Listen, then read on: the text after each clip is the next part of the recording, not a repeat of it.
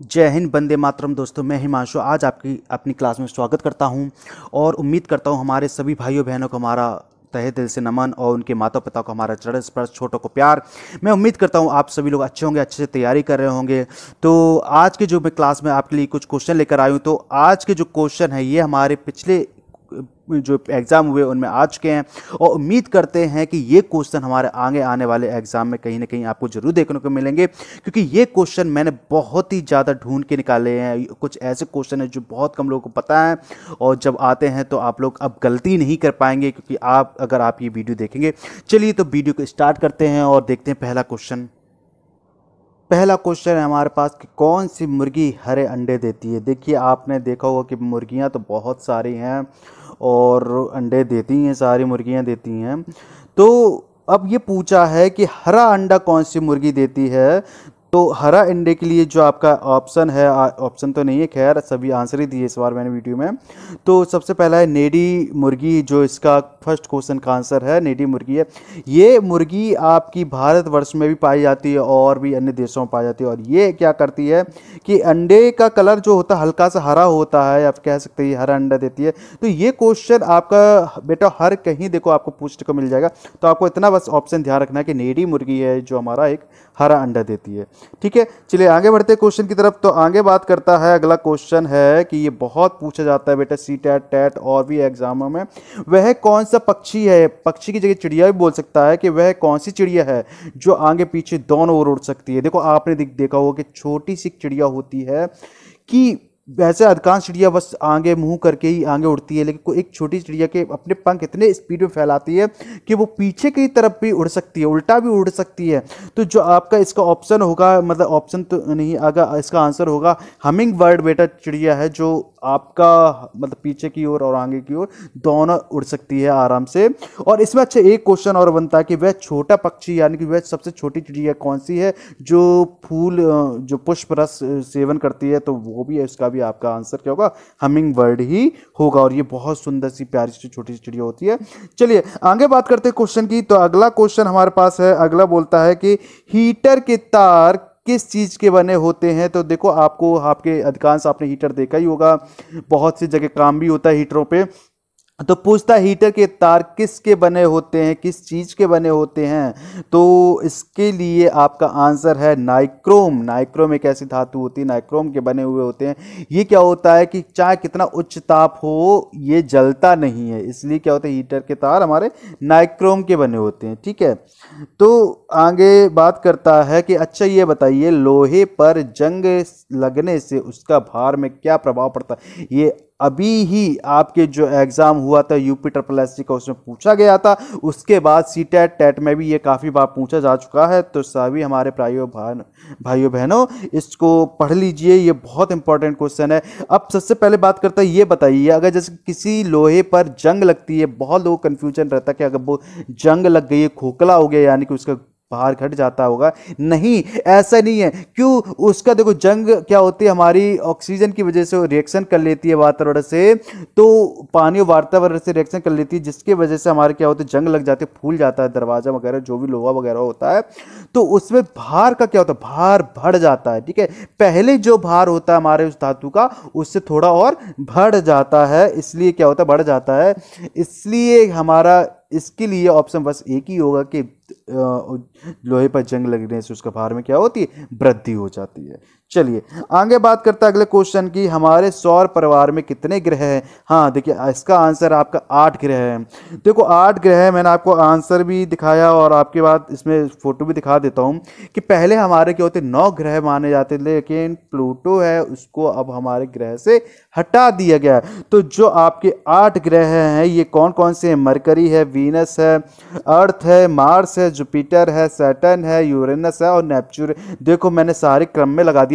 इसी से और भी क्वेश्चन पूछा जाता है, ये बताओ सबसे छोटा ग्रह कौन सा है, सबसे बड़ा ग्रह कौन सा है, आपके आरोही क्रम में ग्रह बताइए, अवरोही क्रम में बताइए। यहाँ पे बोल सकता है कि आपके सूर्य से दूरी तक के हिसाब से, सूर्य से दूरी के हिसाब से क्रम बताइए कि कौन से ग्रह का कौन सा क्रम है।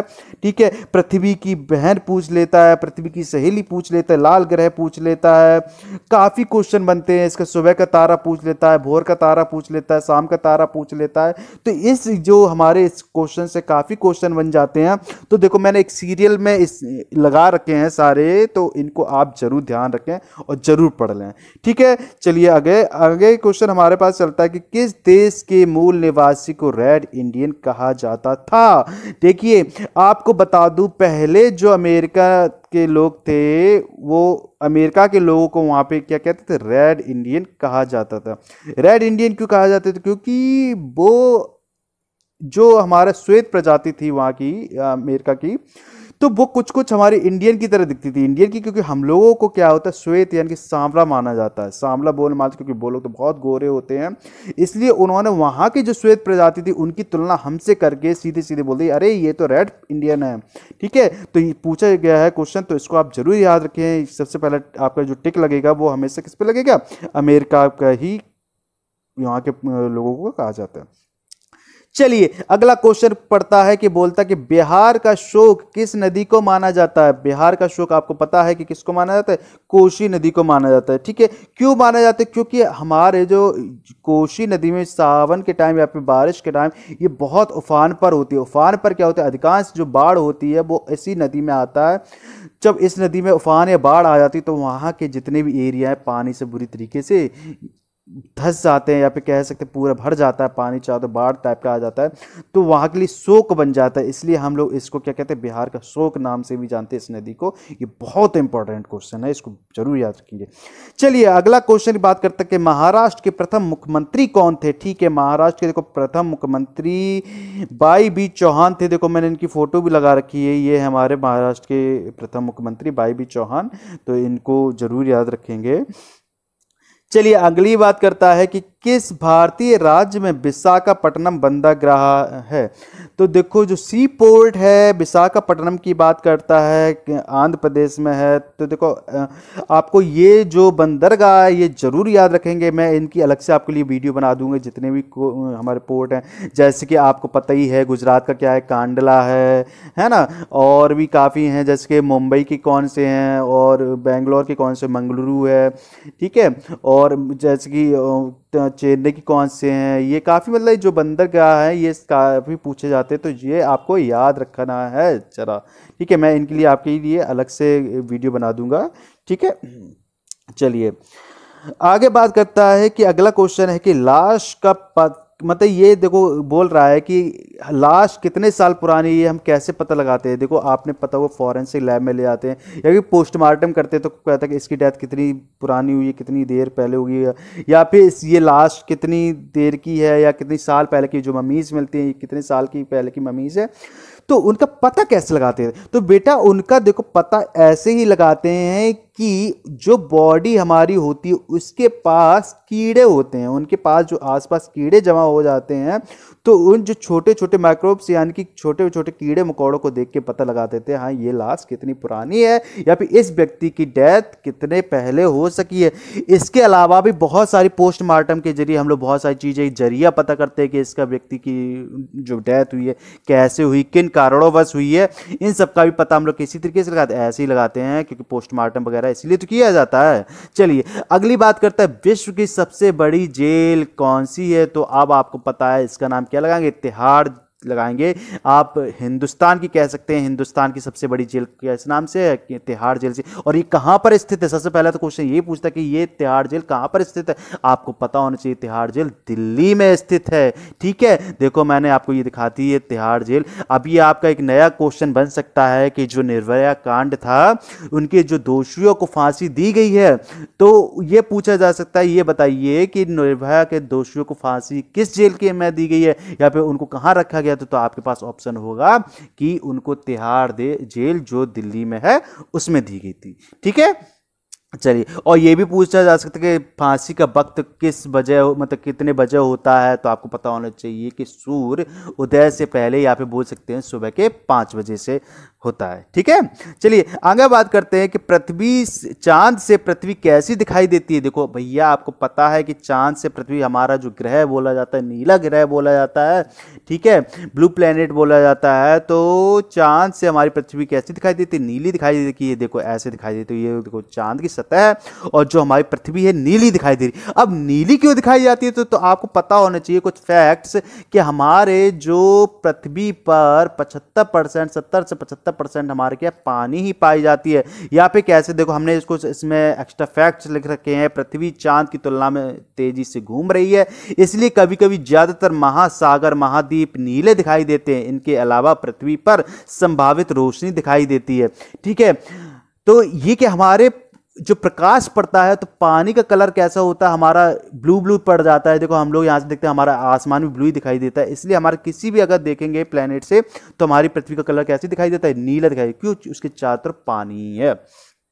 ठीक है, इतना समझ में आ गया। चलिए इसके बाद क्यों ऐसा, क्योंकि चांद पर कोई अपना कोई वातावरण नहीं है और चांद की खास खूबी होती है कि चांद में जब कोई वातावरण नहीं है, जिस प्लेनेट में वातावरण नहीं होता अपना कोई, यहाँ पे सैटेलाइट यानी कि मून उपग्रह या ग्रह में अपना खुद का वातावरण नहीं होता, तो वो क्या होता है दिन के समय भी जो स्टार्स हैं तारों को आराम से देख पाते हैं।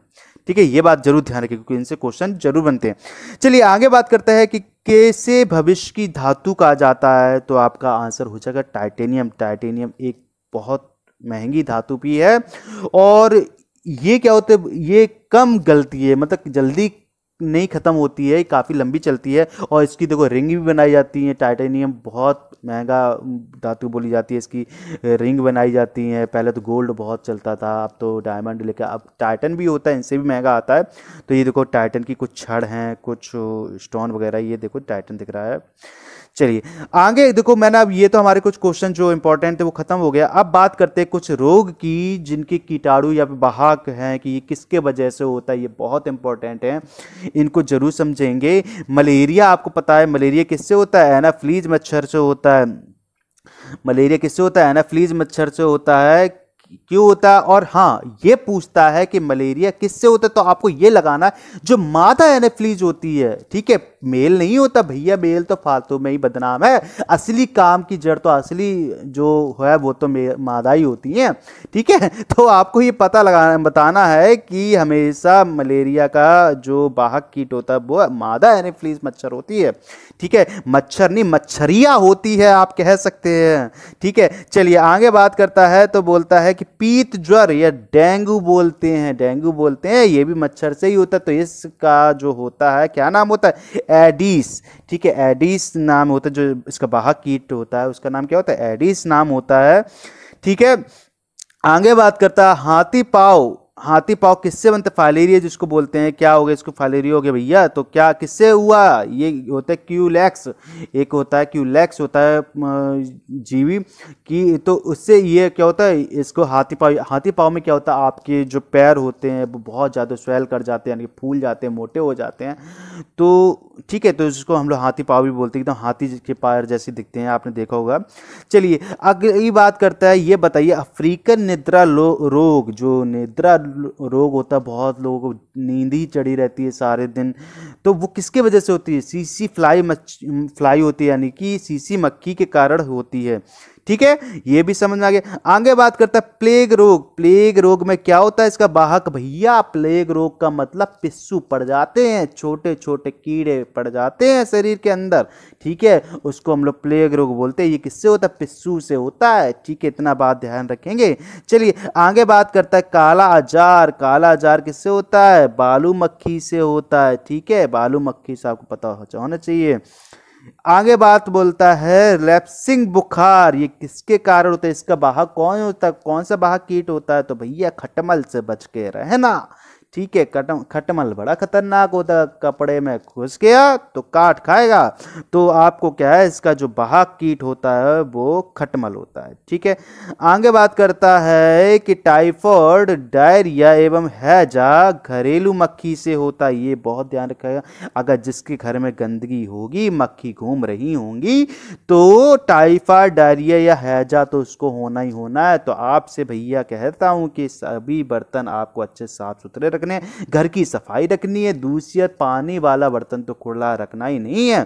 ठीक है, तो ये जरूर बात ध्यान रखना, इसमें कोई रुपए नहीं लगता साफ सफाई में, आप लोग सभी लोग अपने घर की सफाई जरूर करिए। चलिए आगे सबसे लास्ट आपका जो क्वेश्चन है, जो बैक्टीरिया वाला जो रोग है, वो बोलता है कि ट्रेंच ज्वर।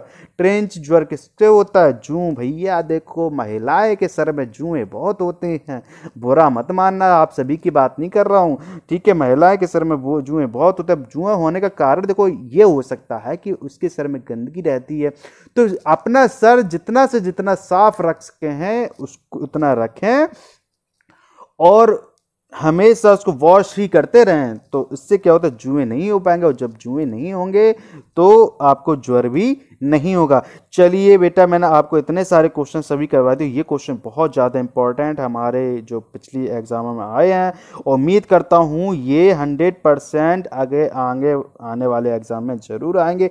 तो इन क्वेश्चन को अच्छे से तैयार कर लें, पढ़ लें, और बस सभी को हमारे जो वीडियो है सभी को शेयर कर दो। प्लीज़ पसंद आया तो भैया लाइक और सब्सक्राइब करते, इसलिए मेरा सीना चौड़ा हो जाएगा। ठीक है भैया, चलो धन्यवाद बहुत बहुत आपका, नमस्कार।